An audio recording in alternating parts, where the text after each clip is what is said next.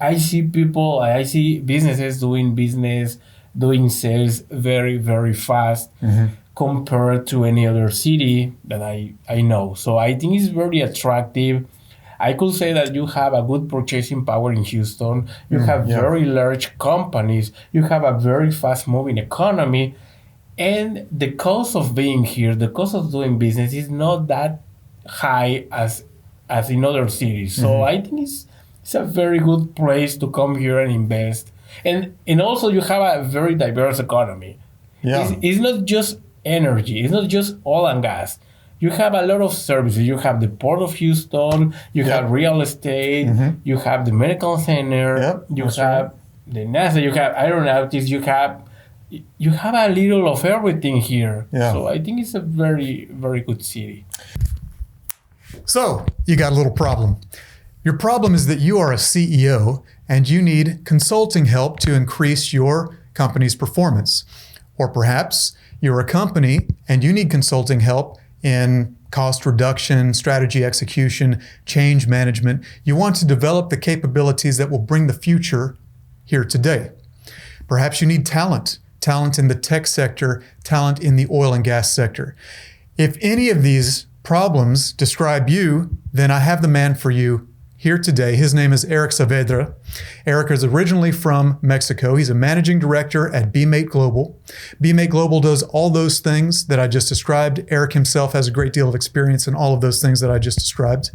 And we're going to talk today about some of those things, but also just about what it's like to be here in Houston as a business owner, as an entrepreneur, what it's like to do business in Houston, the benefits, some of the downsides or challenges, I might say.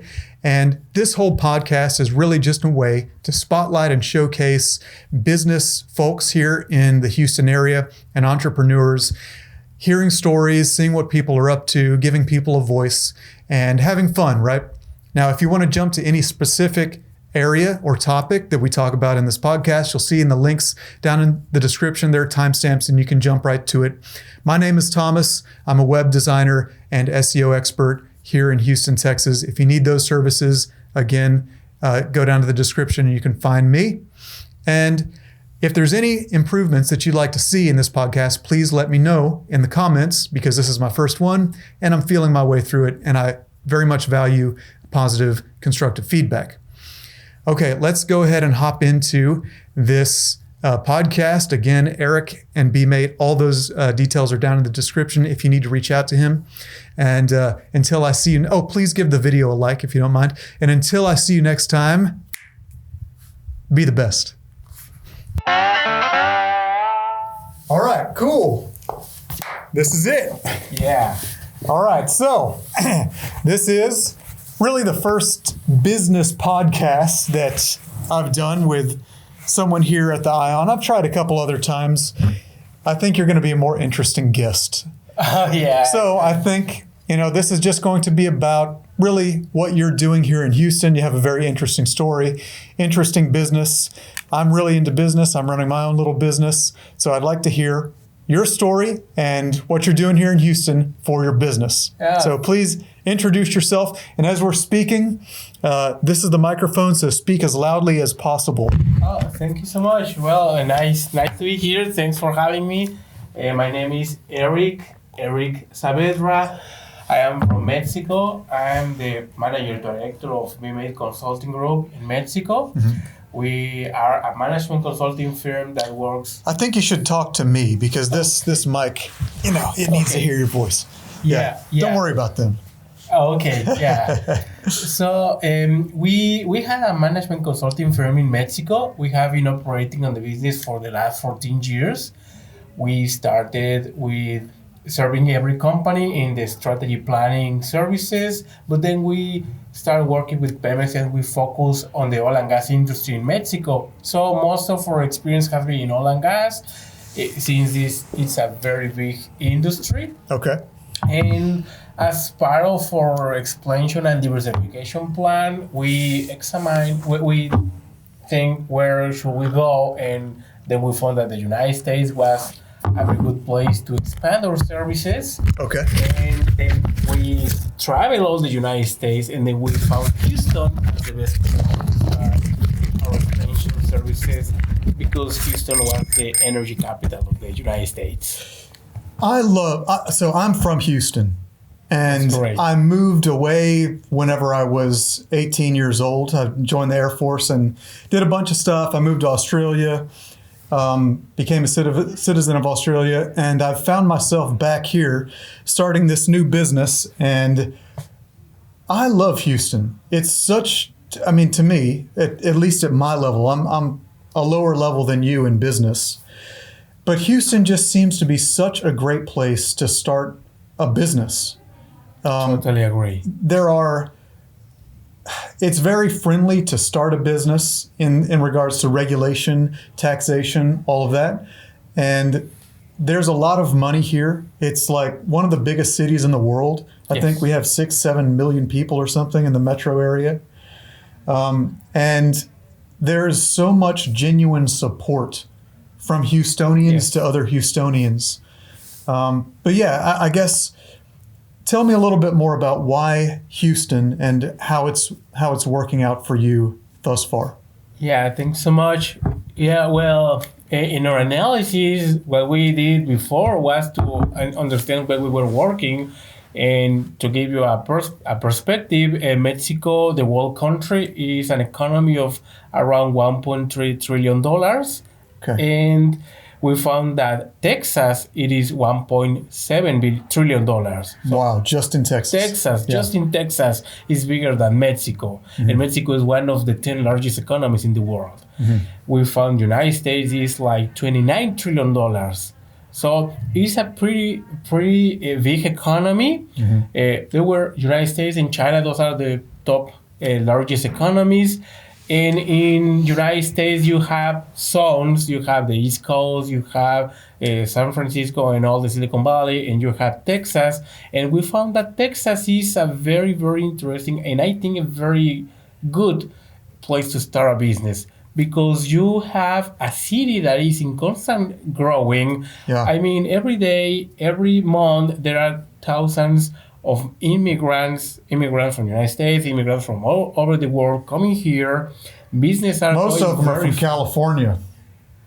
Yeah, I'm just kidding. Yeah, people is coming here because surprisingly, even though nobody thinks like that, but the costs here are cheaper than in other cities of the United States. Yes, absolutely. But business is moving very fast. Yeah. So you have low costs compared to other cities, but you have the same rates or higher rates of growing. So I think Houston could be maybe, I don't know if say a bargain, but you can come here, you can start something and have a very high potential of growing. And what about the negative points? Negative points, one of the things that was more difficult for me was that Houston was all spread out. Yeah. I mean, I came here, it wasn't the pandemic, it was not the best time, but I wanted to know the people. And for me, because we sell consulting services has a deep cultural part. You have to understand what people need, and you have to understand how people think to sell the services. So I wanted to understand the culture, and everybody was working from home. Mm-hmm. And then I came to the buildings, and downtown was empty. Yeah. And I went to the offices, and the offices were empty, and everybody was just online sending messages. And I wanted to see people of the companies, of the business, and I found web bots. I found the website, I found internet, the call centers that were from outside, were from abroad. So I said, where can I find the real people here? Yeah. And one of the problems that we found is that since everybody's all spread out and everything is so individualistic, there is not much gathering. Right. And that's what, when we came here to the ION, the first thing that they say is we need to make them together, because the probability that two persons meet in this such a large city is very few. It's very difficult. So having a district like this that promotes events, mingle, it helps to develop business. Absolutely. It's a joke in Houston when you're dating. people will define who they're going to date by, like, do you live inside the loop? Do you live, here in Katy? Okay. Do you live on the south side, east side? Because you can drive an hour and drive an hour at 60 miles an hour and you're still in Houston. It's impressive. But I think that it's unfortunate that when you arrived, it was during the response to COVID, and there were a lot of places that were not allowed to gather. That might have occurred anywhere, though. Yes. I was in Australia at that time, and it was the same. The difference, though, is I think that Houston in general was more open to gathering back faster than almost anywhere else in the U.S.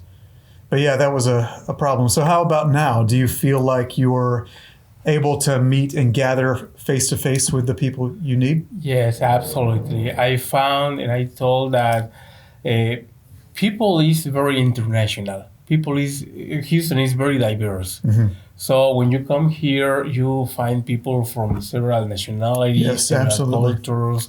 I think sorry to interrupt, I think it's the most diverse city in the U.S.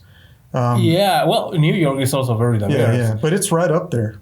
Yeah. I mean, Houston is very diverse. Mm-hmm. So you come here, you feel like, hey, okay, maybe I'm the foreigner, but everybody is a foreigner coming here. So you don't have that problem. People is very open because they understand that you're coming here for business and they want to help. It's very business friendly.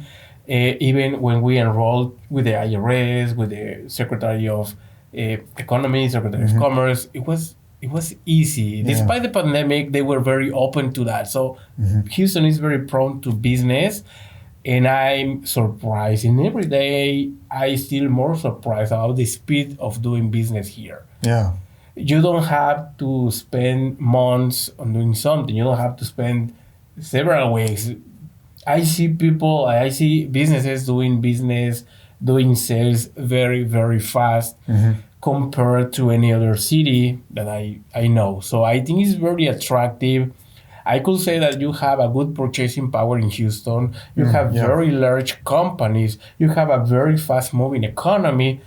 And the cost of being here, the cost of doing business is not that high as in other cities. So I think it's a very good place to come here and invest.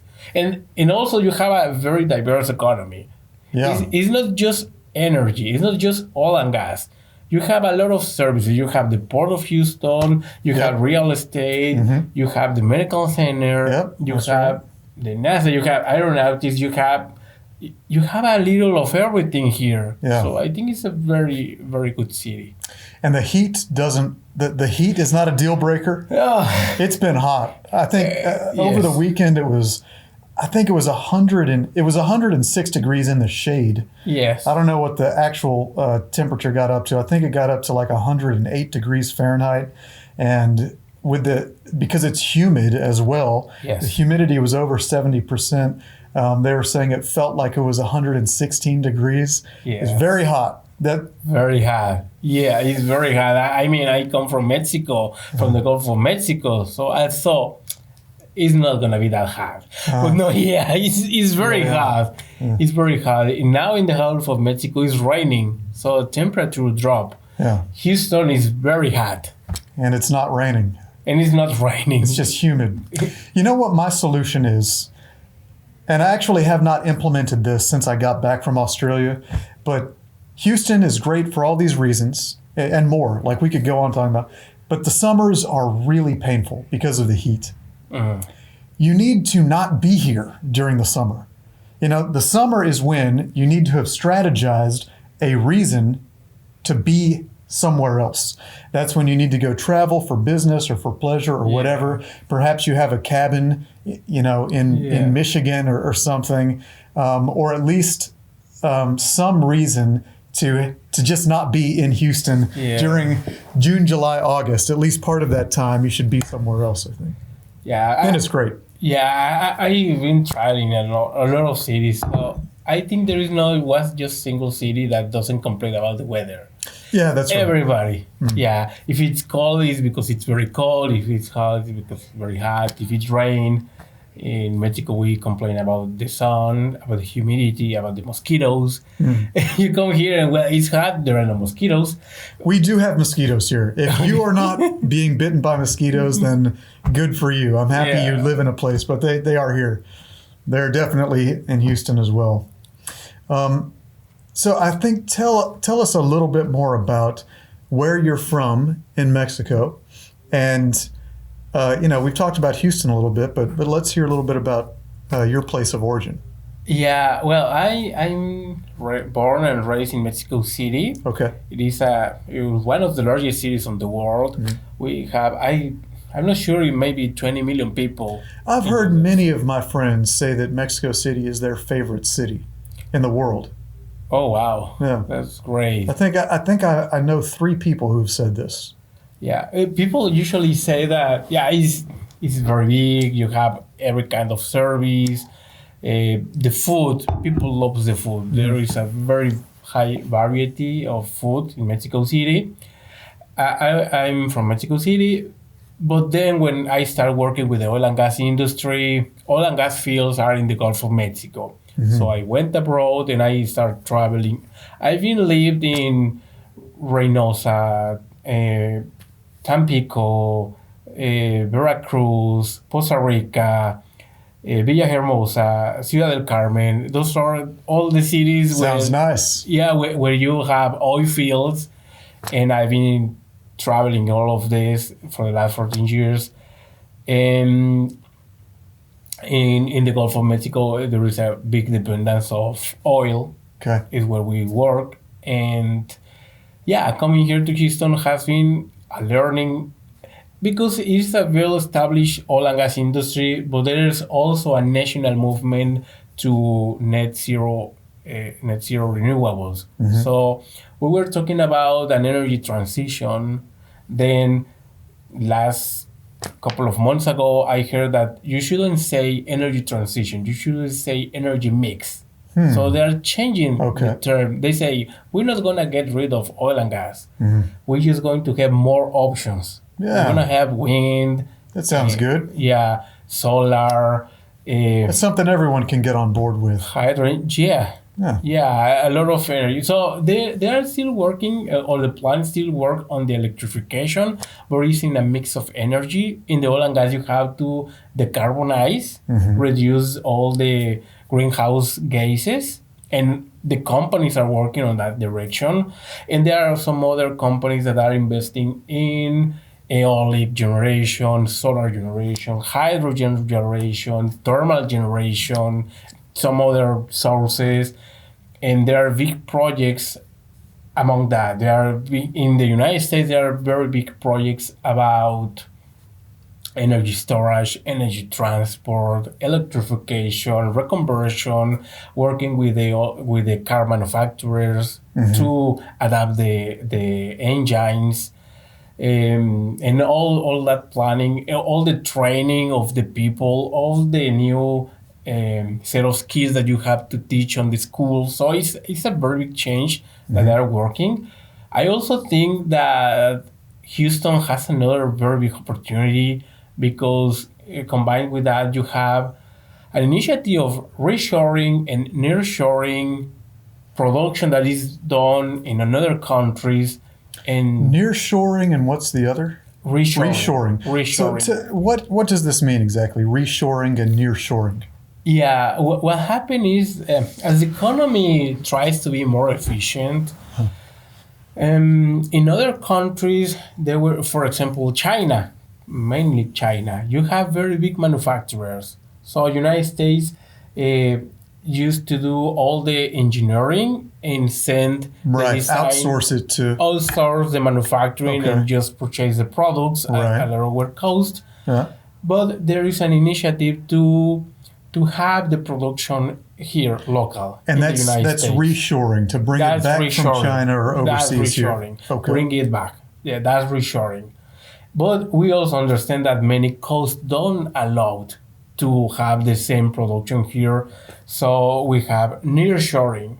in case that you cannot put it back in the United States, at least do it something closer. So you have Canada, you have Mexico. Okay, So sure. that's what I Makes sense. see. You have a very close proximity to Mexico. Yeah. You can have a manufacturer plant in Mexico in the border, Yeah. and then you can have you have the Port of Houston. You can manufacture there, come to Port of Houston, export or move it inside the United States. Wow, that sounds like a huge opportunity to set up a manufacturing plant just across the border in Mexico. Yes, I'm sure folks do. I'm sure companies do that now. Are there any companies, big companies that we know about that are doing that already? I don't know which companies have made that switch. I mean, not in a very deep research, but a couple of months there were not much progress about that direction. I mean, despite the tendencies to do the nearshoring, reshoring, we also had the pandemic. So I think everybody was trying to get rid of the pandemic, to get back to work, to move the economy, to have job creation, and lastly, to contain inflation. Contain inflation, interest rates. We talk about a possibility of recession that it should have happened now, but I think the economy is still moving very well and prices are not increasing. So nearshoring and reshoring are good. I think we haven't done much progress. I mean, I have seen that companies have done reshoring or nearshoring in services. For example, you can hire an engineer online that works closer and then you save money. Okay, that's good, but production of physical products, it takes a little more time. Sure. I mean, there are multi-year investments. I have heard, I don't have the names now, but I have heard that some companies have come here to the United States and have put some plants. But for example, Tesla, I think Tesla announced that he was going to create a plan for production of cars in Monterey. That's very close Really? to Wow. Houston. Okay. Yeah. It is, I don't have the number, maybe like $5 billion investment. It's going to take several years to develop that infrastructure. And they're going to do it and it's going to last for the next 30 years. I don't know. So those are the very big ones. And we also can work with the smaller ones, maybe not that multi-billion-dollar investment, but just a lot of productions that are doing overseas that can be done here, and that requires to bring the production capacity back to the United States or at least in Mexico, have the training and talk to the companies and make the same product with the same quality at an affordable cost here. That sounds very easy, but that's when you see that you have a very well-established supply chain overseas. Well, it is hard to start, but it is something that eventually we will have to be doing here to do locally. And you're an expert at consulting in situations like this. Is that correct? In regards to creating efficient systems, business systems. Yes. Does the reshoring and nearshoring? I'm imagining that there's going to be a lot of efficiency lost, and that's kind of where you come in as a consultant and ensure that the new setup is efficient. Is that correct? Yeah, that's right. Yeah, what we specialize is to define the business goals. What is really most important for the business? I mean, in a business you have several perspectives. Usually, operations try to save money. Commercial tries to spend money because they want to invest on more projects, and then you have legal and they want to decrease the risk, and then you have human resources that they want to plan as a long term, and then you have the general management that has to balance all of those perspectives to make the most profit, to keep the people happy and to have the shareholders happy and to keep the business growing. So what we help is to define those goals and cascade into all the organization. When we talk about nearshoring, reshoring, the first thing for a business here is what is the commercial opportunity of that? What is the benefit that I have of reshore something or nearshore something? So we have to do the economic analysis. That is the first question. After we see the commercial opportunity, we have to check the operational analysis. Okay, is something that you can do? How can you do it? And we do all the planning. How can we implement? And we check all the aspects, probably legal, probably operational, probably marketing, and we integrate the business case. We bring experts that can research, analyze, and say, okay, this is a good opportunity that you have to develop. And if it is a go, so how does it work? And then we do the planning. Okay, in the time, you can see what will be the outcomes, what will be the milestones, where can you get the benefits, and what will be the risk associated, and all the planning methodology. So you can check at the end of the day 2 lines. What will be the line, we call it the S curve, that is how the progress, how the project is moving forward, and the other is about the economic return, how the benefit is being achieved by doing that. So essentially, is that we deliver to the companies a certainty that they are going in the right direction and they are getting the benefit that they were expecting. And if something goes as a deviation, we provide the elements so they understand and they can get it back on track. Makes sense. And it sounds like that would be done with rather large companies. Is that correct? What size businesses do you like to consult for? Yeah. My experience is usually to large companies. I know that consulting could be. How big is a large company? What's the minimum? In my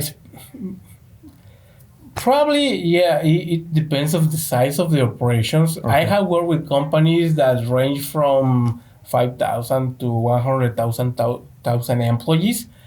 They are very big, and they usually spend like a proportion of maybe they're going to spend 10% of their operational expenditures on consulting, on research of developments. So that's where we go there.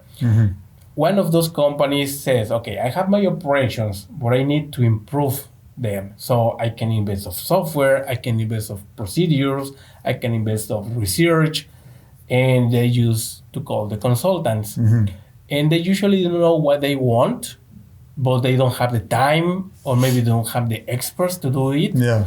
That's where we come in. Makes sense. Yeah. In smaller companies, and smaller is different in the United States than in Mexico. But smaller companies, they might have not all of those systems in place, and they need implementation, and they need more packaged solutions. In our case, we are developing a package of solutions, but yes, my experience is on much more tailored services for the large companies, because they usually say, I have my operation and I have my process, and I need that the companies come to do the things as I do it. Because I'm not going to change my operation. I need the providers adopt to me. So that I'm an expert of that, adopting to what the customer needs. But yes, it's a different. Let's gonna think that maybe I can describe it like this. If you have a small company, probably what they want to do is to invest that they can exist in the long term.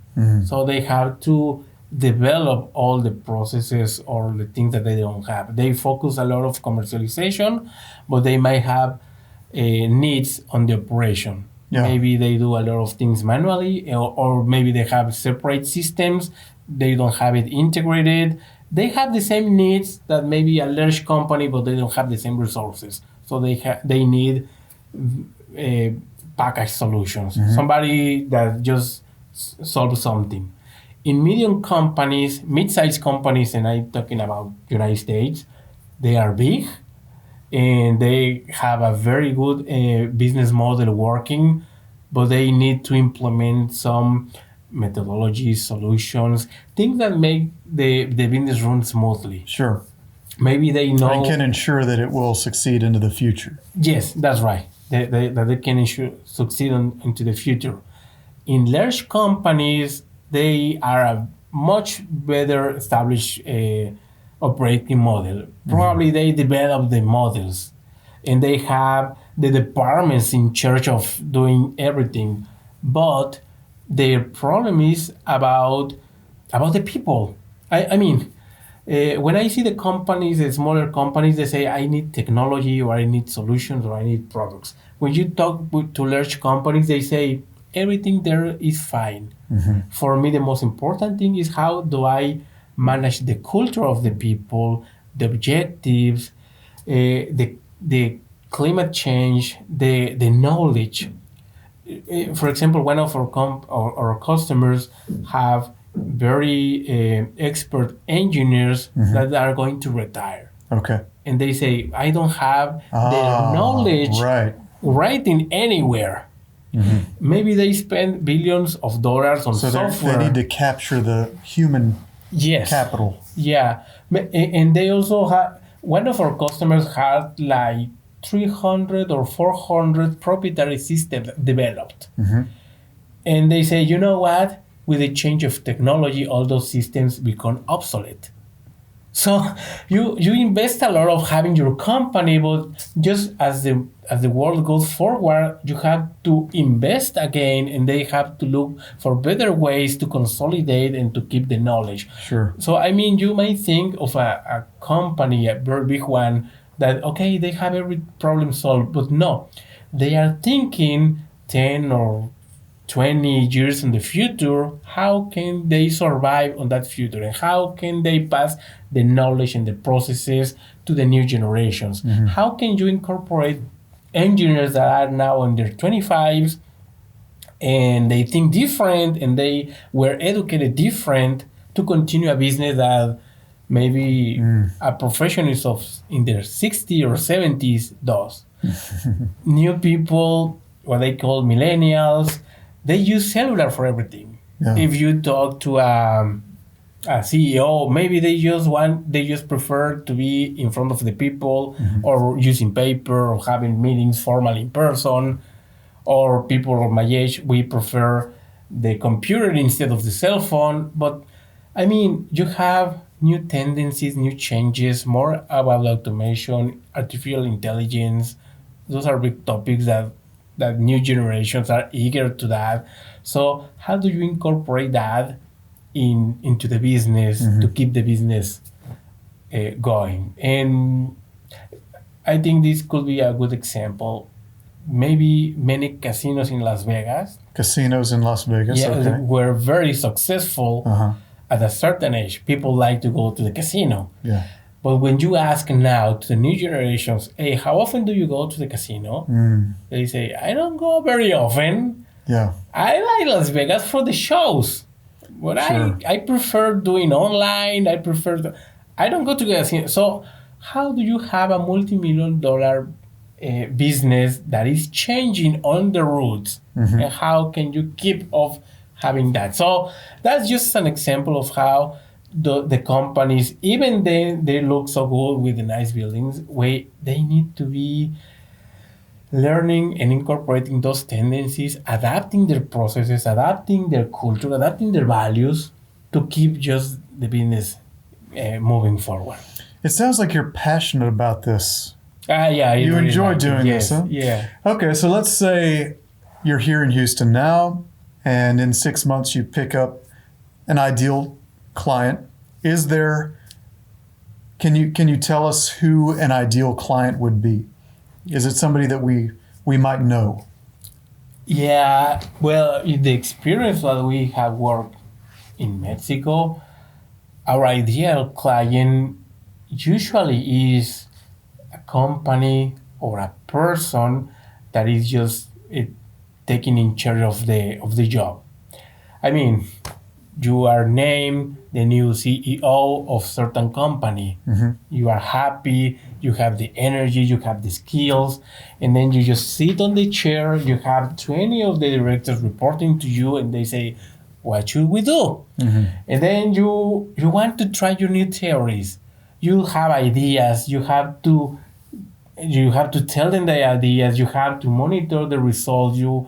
Maybe you see that you do something and the outcome is not what you were expecting, then you have to move in a different direction. So I think that's the ideal customer for us, because they have a lot of creativity, a lot of energy. They want somebody to help them. Okay, so maybe someone who's a newly appointed CEO. It could be a newly appointed CEO that would be our best customer. If we think in the company, we could say we are engaging in a new business or engaging in a new zone. For example, I will think a company that just opened a facility here and want to serve a new customer, or maybe they want to invest.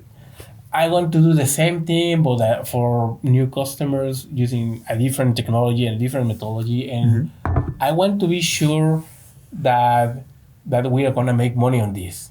I need to check the operations, the commercial, the legal, and to see that after all, therefore, we're going to have I think the ideal customer is somebody who wants somebody who wants to do something new.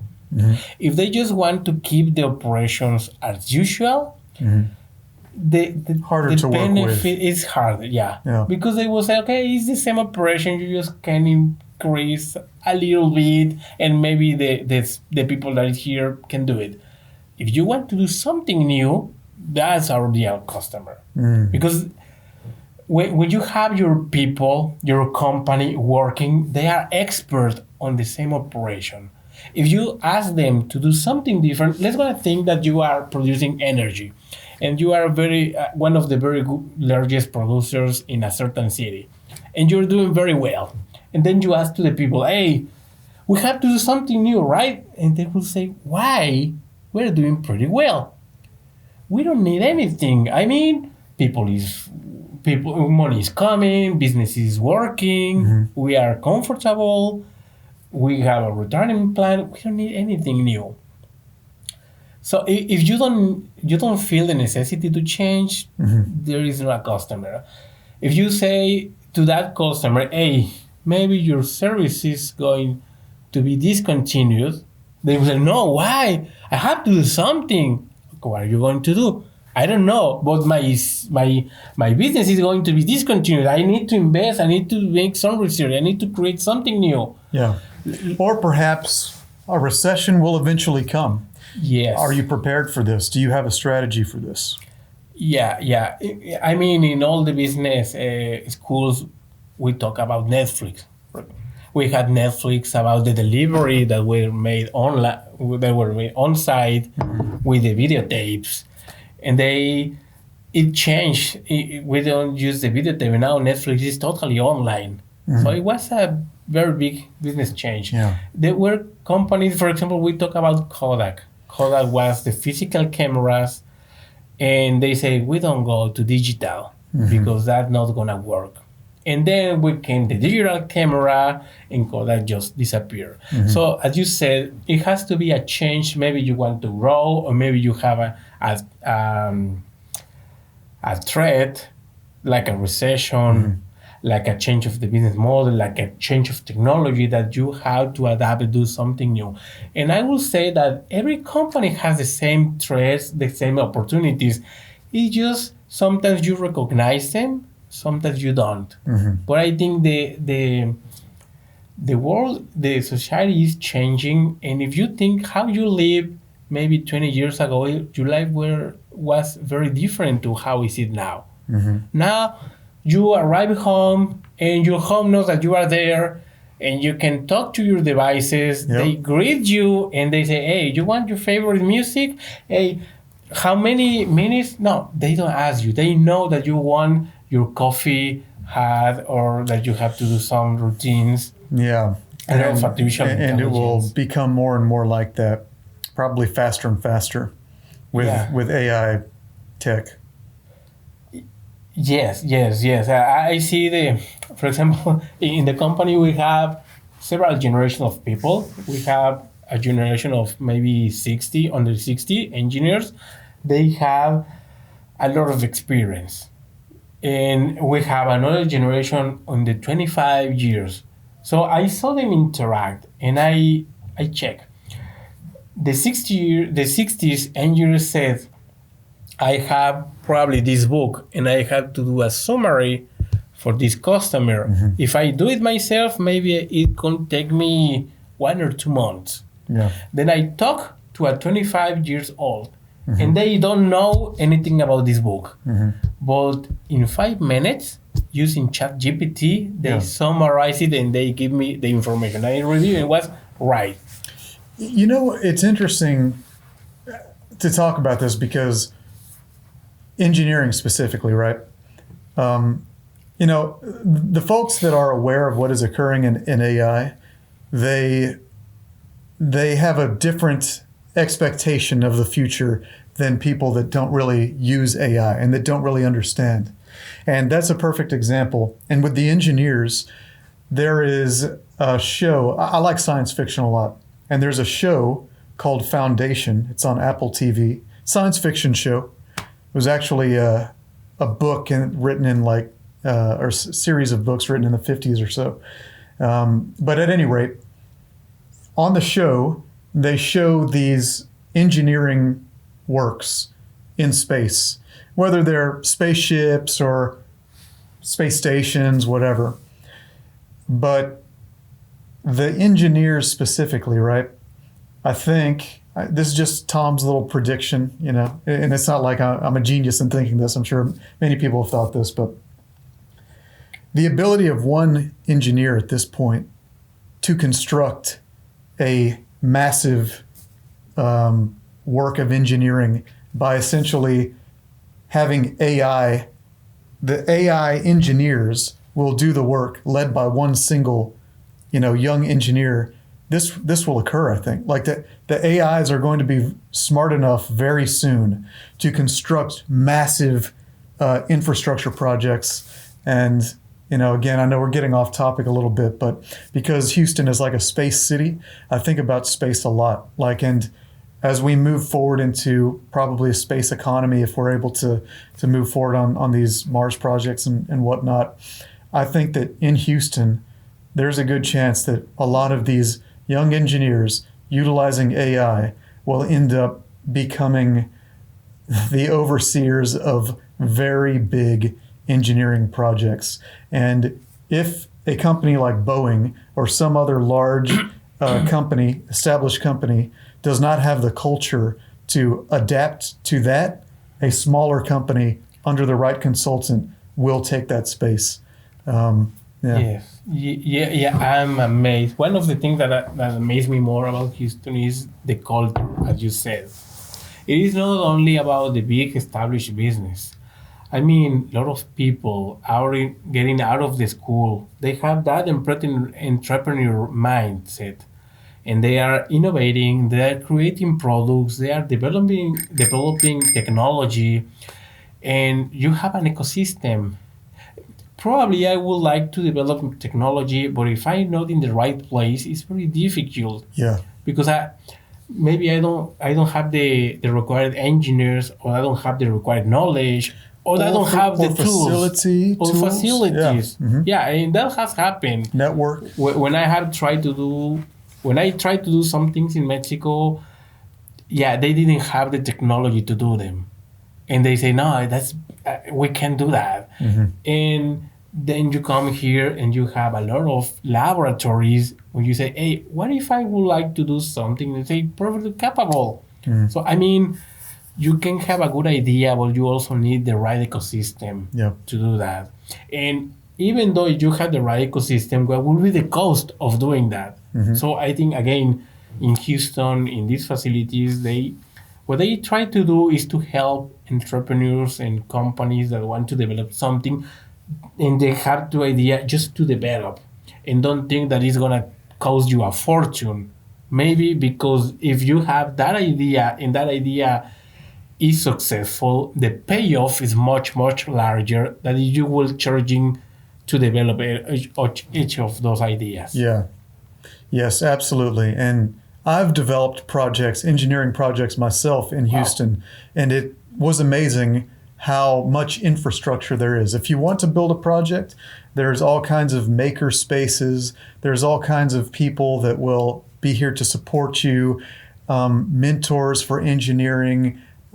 I mean, on and on, grants if you want it. I've never pursued the grants, but a lot of people that I know take grants to develop things. Even here in the Ion, there's a big, I don't know if you've been there, but downstairs there's a big manufacturing maker space. Yeah, have you ever been down there? No. Oh, it's amazing. Like you can pretty much prototype whatever you want down there. I'm not sure if you have to pay to use a bench, but it's there, you know. Yeah, that's what we said. Another thing that I like here is that there is a there is a space for gathering between big companies, entrepreneurs, developers. So yes. You mean here at the Ion or in Houston? Well, I have seen in the Ion, probably in Houston there are places, but I mean there could be people with ideas that want to that a company listen to them. There are big companies that require innovation. Yeah. So so it is good. So I think Houston again is a good place to do business. And probably what you have to do is being here to know, to relate. Mm-hmm. And yes, in our case, we participated in a lot of events. And one of them, the recommendation was, you have to come here to the city, and before you start selling, you have to learn what does the city needs. Mm-hmm. You have to listen to the people, and then you can confirm if what you are doing is going to solve something that they need, or maybe you have to change, or maybe you have to adapt. So we decide to do that. We decide to learn about the country, learn about the needs, and to check if what we do or what we wanted to offer was the best thing. And I think definitely if we have more experience, it's going to be easier just to expand the services that we currently provide. But it was also very profitable to know other things that might be need here. Mm-hmm. That we can invest maybe in a midterm or long term, or we can start doing now. Yeah. So to know what need is present and that you can fulfill and it can be solved, and to know that there is, as you said, an ecosystem, people with the right knowledge, with the right technology, with the right facilities. I mean, you just have to put the pieces together. Yeah. And maybe I'm sure we are going to end up selling something that we didn't know we were capable to do until we came here. Yeah. Mm-hmm. And yeah, when I talk to some friends, they say, hey, what idea are you exploring? And I say, well, we are looking if we're going to manufacture some batteries. They say, what? How are you going to do that? And I said, well, they need it, and there is an ecosystem, and maybe for me, it's a business opportunity. That's the great thing about business, isn't it? Yeah. Like you get to be very creative and flexible and solve problems that people clearly, they express that they need. The market expresses, individuals express. I love that about business. As you said, when you start a business, maybe you say, okay, where I am expert. Maybe I'm expert on producing these glasses.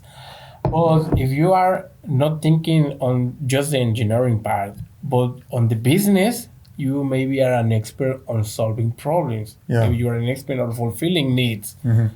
So you have to find the right connections, the right people that are expert of every part of the ecosystem or of the puzzle, and then you develop a product. As long as it helps, it is of help for somebody, mm-hmm. it will be good for business.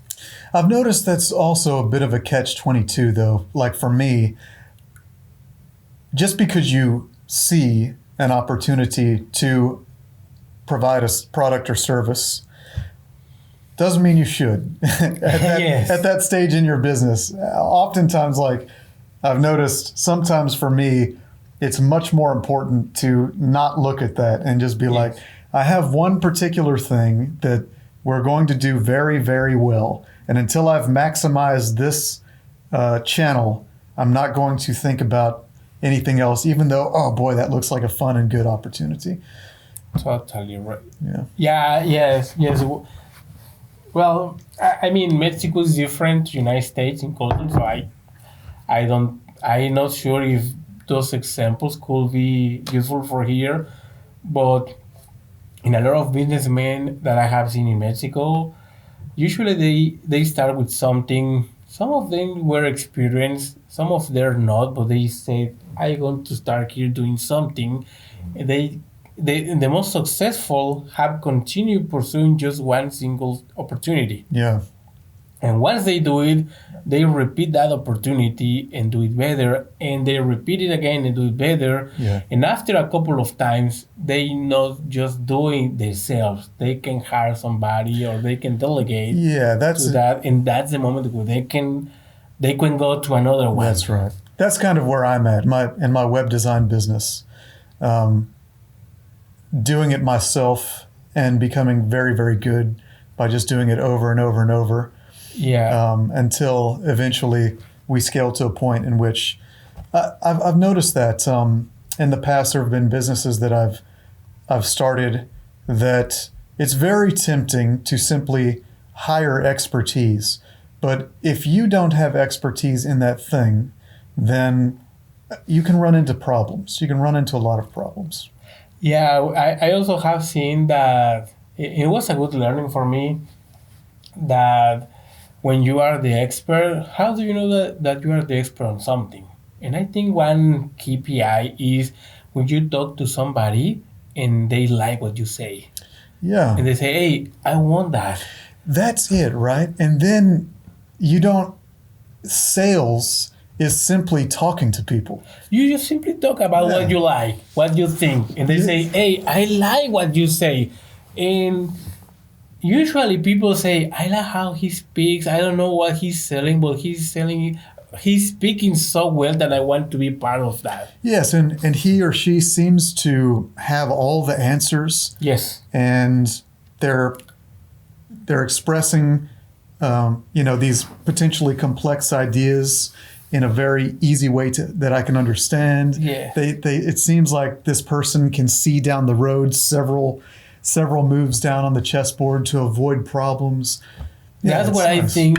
That's when I think that you are an expert on something, sure. And then you can sell. Then you can sell that. And also, I have noticed when you have a business, when you are running that business, it doesn't matter if you have people really expert on something, or you have a very good relationship with a customer, or you have provides the same service time before. There are moments of crisis, moments when something happens and people says, I don't know what to do. Okay. And if you are the expert, you can come here and say, hey, that's very easy. You just have to move I've seen this before. I've seen this before. Look, you can solve it like this. Yeah. And they say, how you did it? And I said, it was in front of you.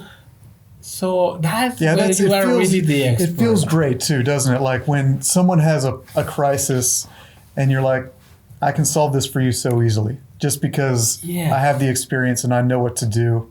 And, most things are easy once you know how it's done. Yes. Once you're practiced at it enough, that's why sports athletes make things look easy even though they're near impossible. Yeah, you say so. That's what I think, that you are the expert, not only on the operations but on the business. Yeah. And business involves a lot of things. So yeah, I have seen that in the business.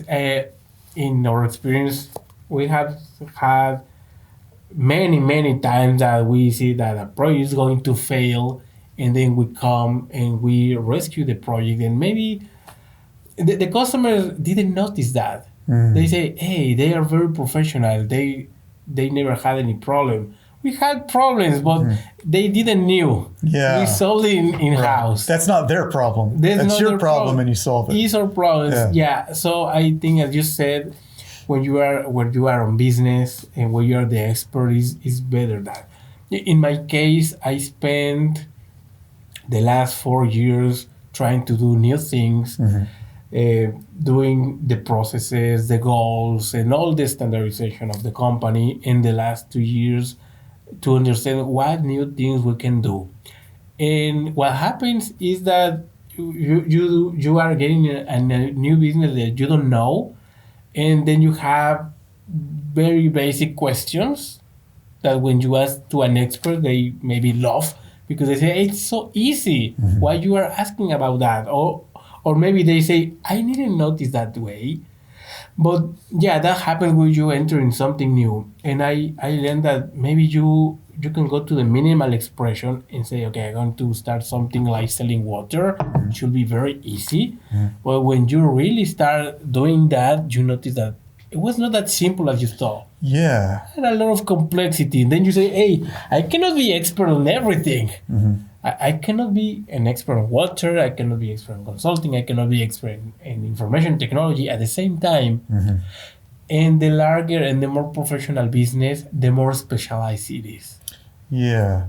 And I think at least in a free market like the US, some markets are more free than others, but in general, it feels to me like you could be successful delivering almost any product or service if you just gained enough expertise, if you just learned enough about water and the sale of water to become better at selling water than anyone else. Almost anything could be a $1 million business. Like, I don't know how it would work exactly, but for example, there are actually some young ladies here at the Ion. I haven't seen them in a while, but she was selling ionized water.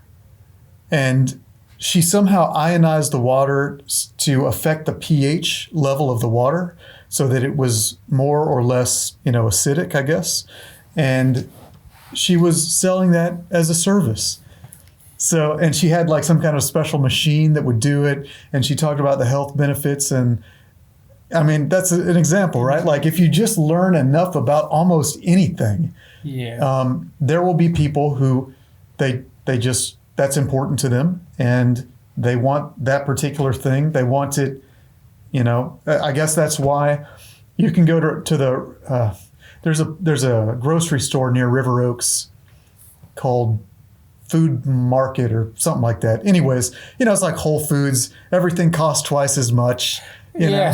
But people will buy it because whoever made that stuff is such an expert at crafting a chip in a better way than Doritos can do it, that they can build a business.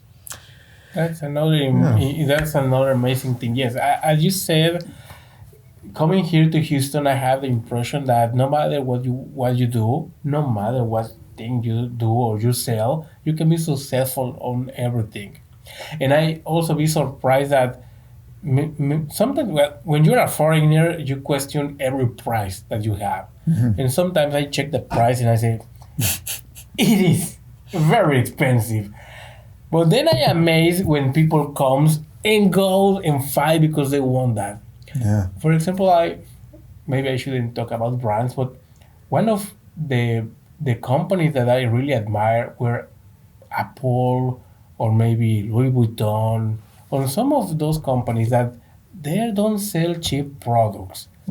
Maybe they are on the upper end of selling very, very expensive categories. Yeah. But when you go to the mall, you see that there is a line of 40 people waiting to get into the store. And I say, they are giving something free? And I say, no, prices are going up. And people want to buy. So, yes, if you find a necessity, maybe what you share is what people is willing to pay. Sure. And it's a very, at least in America, I found that. In Mexico, you have more stable prices. Yeah. I mean, you can buy this bottle of water, it will not cost the same everywhere in the country. The same. Here in the United States, it depends of how much are you willing to pay for that. Yeah. If it's hot, you can pay more. If it's scarce, you can pay more. If you need it more, you can pay more. So prices are very... You can see when you get your Uber or your Lyft, depending on the time, it can go double or it can go cheaper. You have, if there is no demand, there is a lot of promotion. If there is high demand, you can pay 3 or 4 times. So prices are a very good indicator of how is needed your service or your product. I think that requires that you also understand how that works, because you could be charging the same amount, and maybe you are just leaving money on the table. Yeah. Maybe. Yeah. Well, I think in the U.S. there is a lot of disposable income. There are a lot of people that make a lot of money, and they don't think it's a lot of money. But $60,000 per year is a lot of money compared to almost anywhere, in the world. And it doesn't, especially in like Houston, it doesn't cost that much to live. So people will purchase expensive things simply because it resonates with their own identity. Apple, I think, is a good example, right? Like, if I have $1,000 extra this month, or again, maybe I'm speaking out of turn and painting with a very broad brush, but I would just say that I know many people who I'm often surprised by their salaries being quite high, and they can spend disposable income on toys, essentially. And so if they want to feel the way that buying Apple products makes them feel, it's not going to put them in a situation that is dangerous. Whereas if you live in some other places, potentially the difference between living in this neighborhood or that neighborhood can actually be like life or death, challenge, So anyways. Now you spend money on virtual things. Yeah. Virtual paintings. You exactly. buy Virtual it through painting, blockchain, yes. And you say, my kids spend money changing the skin of their characters. Yeah. And then you are paying month after month, and you say, what they have? Look, it is a new dress, or it is a new suit, or it is a new color. And I said, it is not a real shirt. It is just a picture, but they spend on that. They like, they value. And you can also buy pictures, or probably the first Mario Bros. Picture or whatever, and you have it online, and you can see it. Maybe somebody else can see it, but it's yours. And you say, what is the difference? Everybody can see that, but it belongs to you, and that gives you some exclusivity. Yes, absolutely, and it's a much longer discussion about brand. I know we got to head out of here, but it is quite interesting. Like, people will purchase things, I believe, to prove to themselves that they are the kind of person that would buy that. I am the kind of person that would buy ionized water because I'm so smart that I know that I've got to take care of my body, and therefore a person who's smart like me and understands that they need to take care of their body would buy ionized water, and therefore I'm going to buy it. And so, like, these decisions are actually made at a subconscious level, like how you want to feel about yourself, and then it just percolates into the frontal lobe, and then you're like, oh, I'm going to buy that ionized water because who knows why? Because the price is good. But actually, the reason is in your subconscious. How is who I am. Yeah, exactly. Yeah. And companies do that. The same. Sure. Companies purchase services. Why? Because if every other company is having that service, I cannot be left behind. I have to do the same. I have to be better. It's very complex, the human need. Yeah. As Maslow said, in the basic need, you got the food, care, surveillance, and as you are going up in the pyramid, you think about more intangible things like satisfaction, projection, spirituality. Yes, as you said. So you can find all of that in Houston in a very fast way. Absolutely. All right. Well, how can people, because we got to wrap up here, how can people find you? I guess, what types of folks do you want to communicate with? And if you can, speak to the types of clients that you might like, and how can they find you? Okay. So, Oh, yeah, that's a very, very good question. Yeah. Probably I will say about the types of company that we like to work with is any company that wants to innovate, that wants to do something new, that wants to keep being the top. It is in a constant transformation. Wants to innovate products, want to continue being competitive, want to increase productivity, want to expand. Any company that wants to make a change on their business, in their culture, will be the perfect customer for us. Every company or every person who wants to make a change. How they can find us? On the website, What's your website? www.bmateglobal.com. Bmate. Bmate global.com. Okay. They can find us. I'll put the link in the description of the video Yes. as well. Yep. Yes, and we'll be happy to talk to them about what are the desires, what are the problems, and then we will talking about what could be the benefits of any of the possibilities they have to invest. Sounds good. Sounds wonderful. It was great. It was great.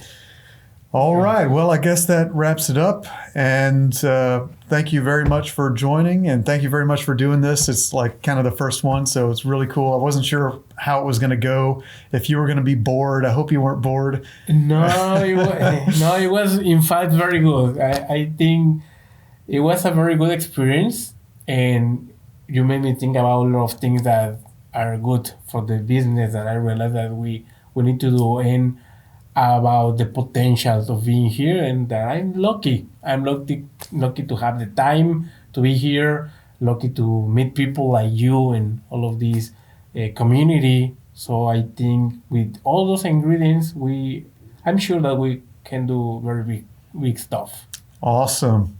All right, man. Well, I guess that's it. Let's wrap it up. Okay. Huh? Cool. Thank you. All right, dude. Thank you. It was fun. Yeah, absolutely.